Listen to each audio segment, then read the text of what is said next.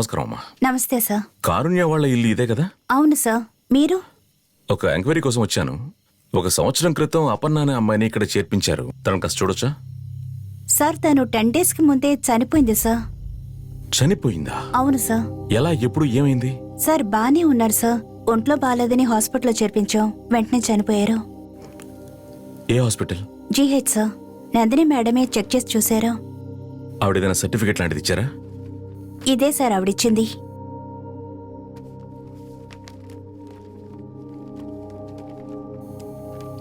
Sudden గా ఏమిటో తెలీదు, కొంతమంది పిల్లలకి ఒంట్లో బాగోకుండా అయిపోతుంది. హాస్పిటల్కి తీసుకువెళ్తాం, తర్వాత ఏంటో అర్థం కాదు. కొంతమంది పిల్లలు చనిపోతారు. గత 4 ఏళ్లగా ఇలాగే సార్.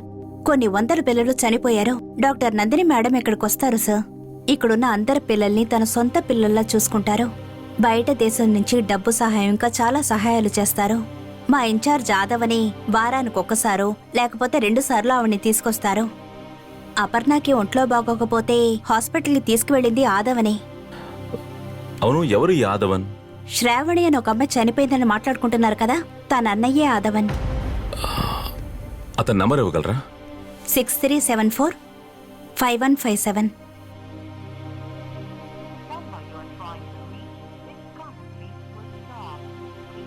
ఇలాగే సార్ ఆయన నంబర్. ఎప్పుడు చూసినా స్విచ్ ఆఫ్ లో. సరే, ఇదే విధంగా చనిపోయిన పిల్లల డెత్ సర్టిఫికేట్స్ ఇవ్వగలరా?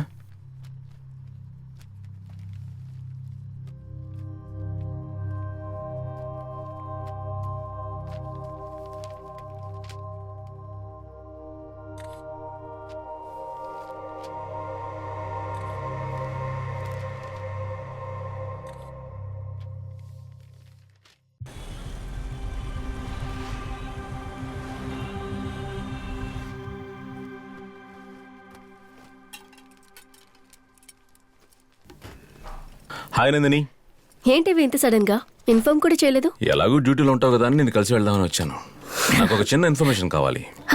ఈ కారుణ్య ఆశ్రమానికి వెళ్ళాను. అక్కడ అపర్ణ అనే ఒక అమ్మాయి 10 రోజుల క్రితం చనిపోయినట్టు నాకు చెప్పారు. తనకి డెత్ సర్టిఫికేట్ ఇచ్చింది నువ్వే కదా?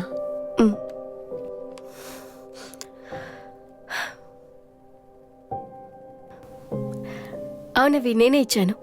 ఆశ్రమంలో ఏ కేసు అయినా నేనే చూసుకుంటాను. అంటే ఏ కేసైనా నేరుగా వెళ్ళి చూస్తావా? అలా కాదు, ఎప్పుడైనా మెడికల్ విజిట్ చేస్తాను. ఎమర్జెన్సీ అయితే ఇక్కడికే తీసుకొస్తాను. ఏమైంది?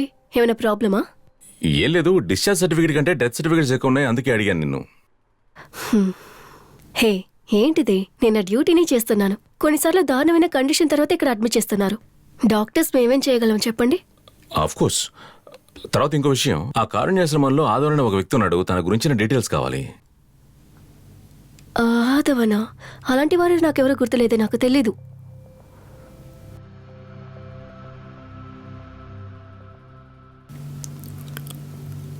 అనయ్య, ఏం కేసు రైతే మరీ అయోమయంగా ఉంది. ఒకదానికొకటి చైన్ లీకుతూ ఉంది. కేసా ఇది?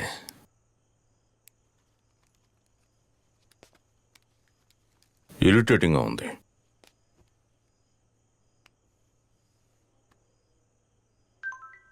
మొబైల్ పంపించాను చూడు. సరే అన్న. సరే అన్న.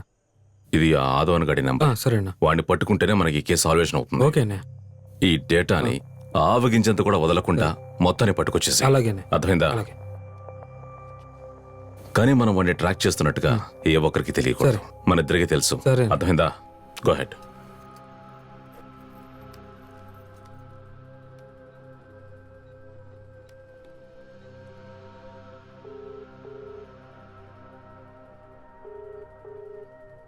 ఆదవన్, ఎక్కడున్నావు? ఎవి నా గురించి ఎంక్వైరీ చేయడానికి ఆశ్రమం వరకు వెళ్ళాడు. మనం జాగ్రత్తగా ఉండాలి. తనకి డౌట్ వచ్చింది. ఏదో తప్పు జరుగుతోందని మాత్రం బాగా అర్థమవుతోంది. ఆదవన్ ఏదో తప్పు చేస్తున్నాడు. త్వరలోనే అదేంటో కనిపెట్టాలి.